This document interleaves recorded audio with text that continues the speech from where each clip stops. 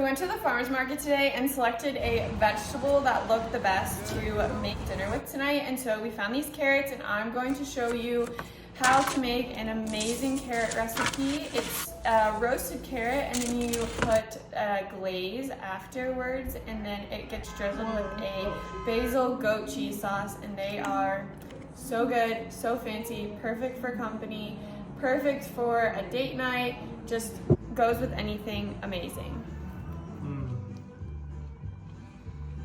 Wow, I love it with the green sauce. Wow, so good. I feel like I'm just like eating a garden right now.